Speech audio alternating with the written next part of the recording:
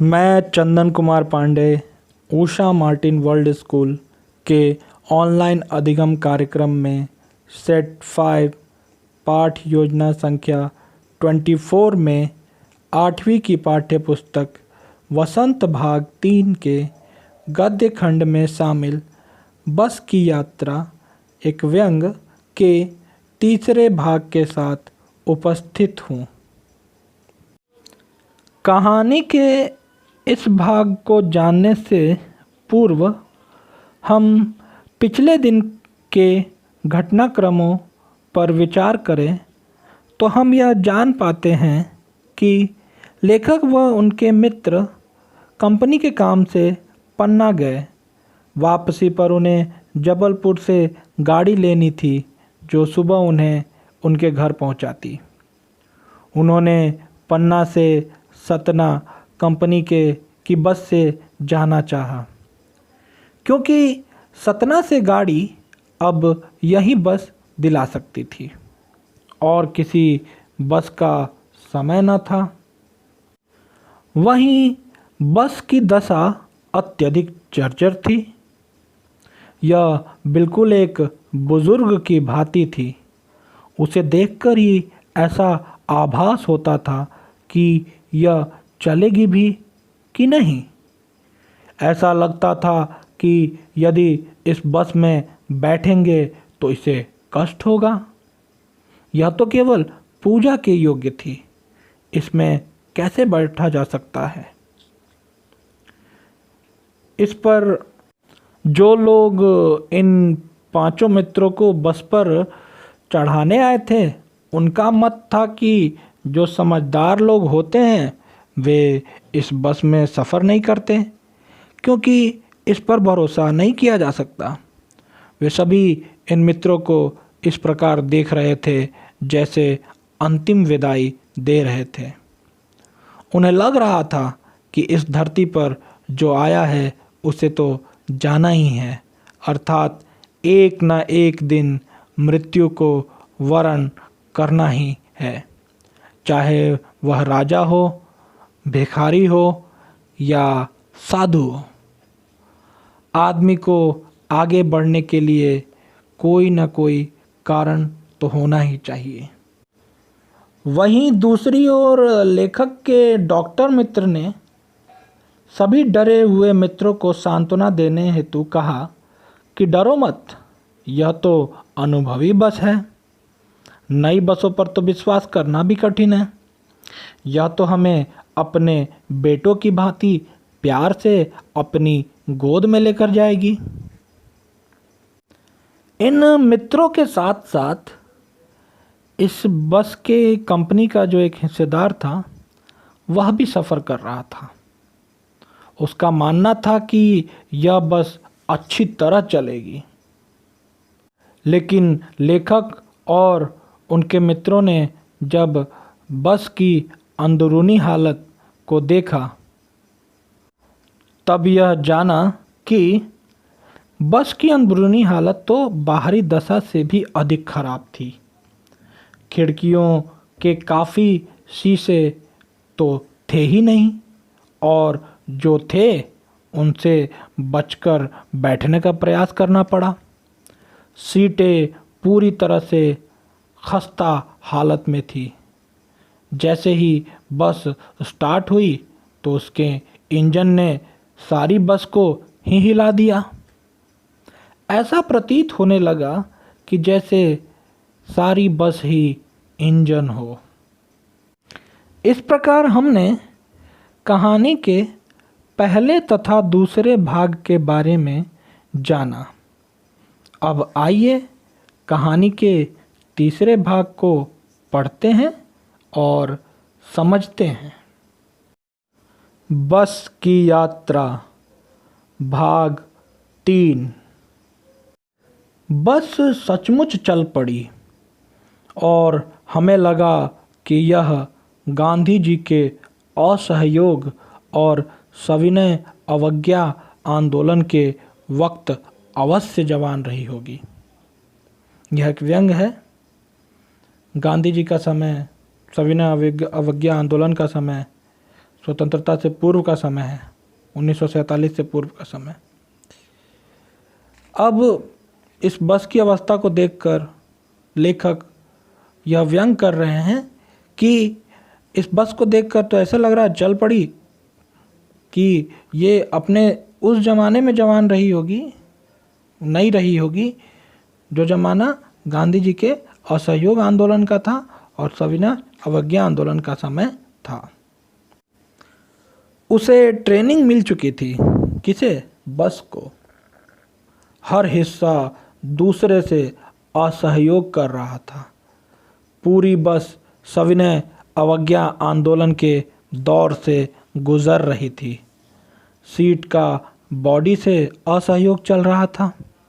कभी लगता seat body को छोड़कर आगे निकल गई है, कभी लगता कि सीट को छोड़कर बॉडी आगे भागी जा रही है।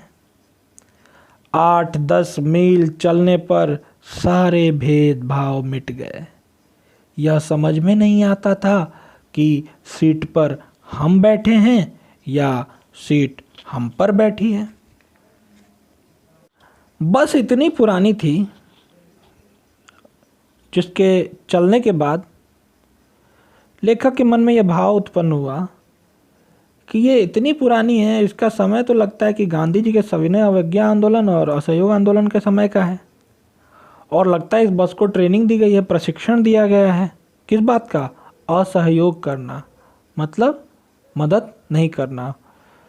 सहयोग मदद करना, असहयोग मतलब मदद नहीं करना। क्योंकि पूरी बस सविनय अवज्ञा आंदोलन के दौर से गुजर रही थी। ऐसा इसलिए कहा गया क्योंकि बस की जो सीट है वो बॉडी से असहयोग कर रही थी। जिस पर वो सीट लगाया जाता है उस बॉडी से असहयोग मतलब अलग हो रही थी। बार बार सीट लग रहा था कि उस बॉडी से अलग होकर कहीं गिर जाएगी। कभी लगता सीट बॉडी को छोड़कर आगे निकल जाएगी, कभी लगता गिर जाएगी, कभी लगता था कि छोड़कर थोड़ी सी आगे निकल जाएगी, कभी लगता कि सीट को छोड़कर बॉडी आगे भागी जाएगी, कभी लगता था कि सीट वहीं रह जाएगी और बॉडी आगे भाग जाएगी। 8-10 मील चलने पर सारे भेदभाव मिट गए। अर्थात सीट कहाँ है, बॉडी कहाँ है, सारे भेदभाव मिट गए। सब अपने अपने स्थान पर इधर उधर हो गए। समझ में नहीं आ रहा था कि सीट पर हम बैठे हैं कि हम पर सीट बैठी है। कुछ इस तरीके से वहाँ बस के अंदर का दृश्य देखने को मिला, जिसको देखकर ये लग ही नहीं रहा था कि यात्री सब सीट पर बैठे हैं कि सभी यात्री के ऊपर सीट बैठी है। एकाएक बस रुक गई। अचानक बस रुक गई। मालूम हुआ कि पेट्रोल की टंकी में छेद हो गया है।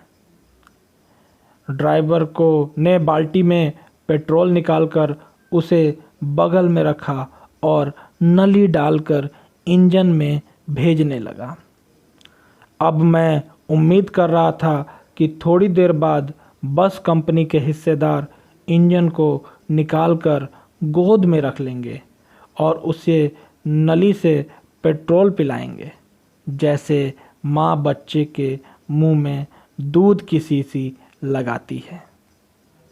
एक और घटना घटती है। बस अचानक रुक जाती है। पता चलता है कि पेट्रोल ख़त्म हो गया। भाई कैसे?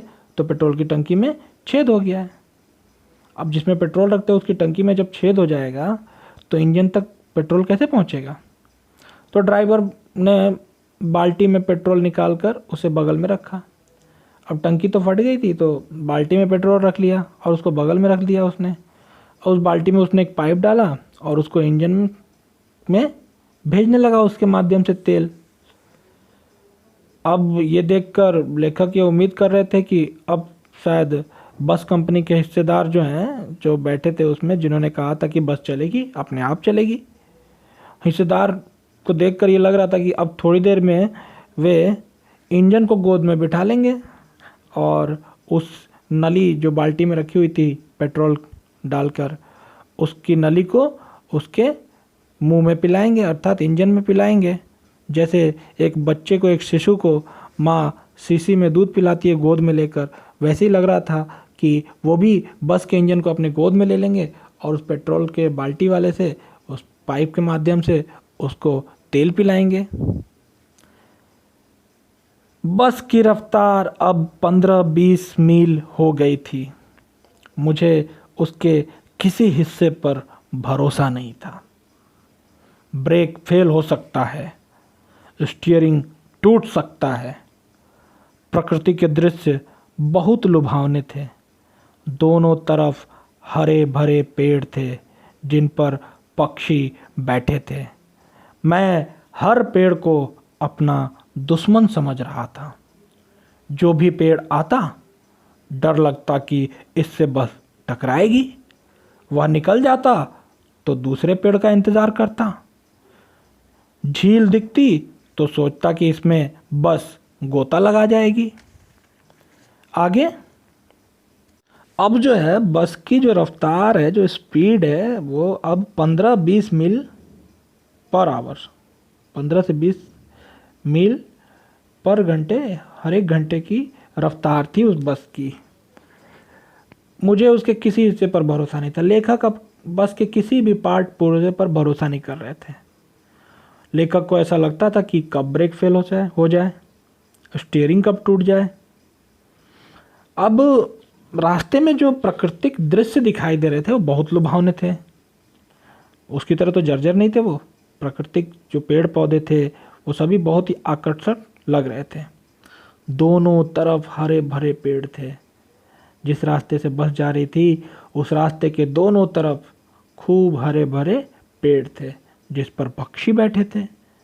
सुंदर दृश्य था।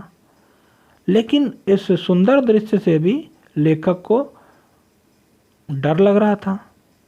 लेखक को लग रहा था कि हर पेड़ को वो अपना दुश्मन समझ रहे थे। अरे इतना सुंदर दृश्य, लेकिन उसे वो अपना दुश्मन क्यों समझ रहे थे? वो इसलिए कि जो भी पेड़ आता बस के स्पीड के साथ, जब भी वो पेड़ आता कोई रास्ते में, तो लगता कि बस इससे टकरा जाएगी, क्योंकि बस की अवस्था खराब थी। प्रत्येक रास्ते में आने वाले पेड़ों को देखकर लेखक को लगता था कि अब इस पेड़ से ज़रूर बस टकराएगी, बच जाती तो अगले पेड़ से भी टकराएगी। इस तरह से प्रत्येक पेड़ के लिए लेखक के मन में एक डर बैठ जाता है। वह निकला तो दूसरे पेड़ का इंतज़ार करता। झील दिखाई दी रास्ते में, जिसको देखकर लेखक को लगा कि बस अब इसमें तो ज़रूर गोता लगा लेगी, डुबकी मार ही लेगी। एकाएक फिर बस रुकी। फिर से एक बार बस रुक गई। ड्राइवर ने तरह तरह की तरकीबें की पर वह चली नहीं। सविनय अवज्ञा आंदोलन शुरू हो गया था। कंपनी के हिस्सेदार कह रहे थे, बस तो फर्स्ट क्लास है जी, यह तो इत्तेफाक की बात है। क्षीण चांदनी में वृक्षों की छाया के नीचे वह बस बड़ी दयनीय लग रही थी। लगता जैसे कोई वृद्धा थक कर बैठ गई हो। हमें ग्लानि हो रही थी कि बेचारी पर लदकर हम चले आ रहे हैं। अगर इसका प्राणांत हो गया तो इस बियाबान में हमें इसकी अंत्येष्टि करनी पड़ेगी। अब क्या होता है, बस एक बार फिर रुक जाती है। ड्राइवर उसे चलाने की कोशिश करता है, तरह तरह की कोशिशें करता है, तरकीब लगाता है, उपाय सोचता है उसके बारे में, लेकिन इस बार बस चलती ही नहीं है। सविनय अवज्ञा आंदोलन लग रहा कि शुरू हो गया था। सभी धरने पे बैठ जाते ना, वैसे लग रहा था कि सभी आंदोलन पे बैठ गए थे। वैसे ही बस भी लगता है अपने आंदोलन पे बैठ गई थी। अब वो जो कंपनी के हिस्सेदार थे वो क्या कह रहे हैं, बस तो फर्स्ट क्लास है, बहुत ही मस्त है बस, बहुत ही फर्स्ट क्लास है। यह तो इत्तेफाक की बात है, ये तो अचानक एक संयोग की बात है। आज ऐसा हो गया कि बस रुकते जा रही है, नहीं तो बस में कोई दिक्कत नहीं है। कंपनी के हिस्सेदार का मानना है कि बस अभी ठीक है, क्योंकि वे लोग शाम में चले थे, अब चांदनी रात है। कैसी चांदनी रात? क्षीण मतलब मध्यम, धीमी सी चांदनी में वृक्षों की छाया, पेड़ पौधों की जो छाया है, परछाई है के नीचे वह बस बड़ी दयनीय लग रही थी, बहुत ही दयनीय स्थिति में, दया दिखाने योग्य, जिस पे दया आ जाए, तरस आ जाए, उस तरह से वो बस दिखाई दे रही थी उस चांदनी रात की छाया में। लगता जैसे कोई वृद्धा थक कर बैठ गई हो, जैसे कोई बुढ़िया थक कर जैसे बैठ जाएगी तो कैसी दिखाई देगी, दया के योग्य दिखाई देगी। उसी तरीके से वो जर्जर बस चांदनी रात में थक कर बैठ गई थी, जैसे कोई बुढ़िया थक कर बैठ जाती है। हमें ग्लानि हो रही थी कि बेचारी पर लदकर हम चले आ रहे थे। अब लेखक और इनके मित्रों को इस बात पे शर्म महसूस हो रहा था कि हमने गलती किया, इतनी बूढ़ी और बुज़ुर्ग और पुरानी बस पर हम लद कर चले आए। हमको ध्यान रखना चाहिए था कि ये बस हम लोग का भार और इतनी लंबी यात्रा को पूरी नहीं कर सकती है। हम लोगों ने तो इसके साथ अन्याय किया। अब लेखक को इस बात का पश्चाताप हो रहा है कि हम लोग बेकार ही इस पर लद कर चले आ गए। अब इसका प्राणांत हो गया तो इस बियाबान में इसकी अंत्येष्टि करनी पड़ेगी। यदि इस बस का प्राणांत मतलब बस पूरी तरीके से मर जाए, खराब हो जाए, तो इस बियाबान मतलब इस सुनसान, अब रास्ते में चांदनी रात में कौन उस बस को बनाएगा। तो इस सुनसान जगह पे अब अगर इस बस की मौत हो जाती है, ये पूरी तरीके से ख़राब हो जाती है, तो हमें इसकी अंत्येष्टि करनी पड़ेगी। अंत्येष्टि मतलब क्रियाक्रम। मरने के बाद जब क्रियाक्रम होता है ना, जलाने से लेकर भोज वगैरह सारी जो बातें कराई जाती हैं उनके साथ, तो ये अंत्येष्टि, उसका क्रियाक्रम करना पड़ सकता है। अब इस बस को ढो के कहाँ ले जाएंगे, यहीं पे इसको कहीं ना कहीं ठिकाने लगाना पड़ेगा। तो इस तरीके की भावना लेखक के मन में आती है।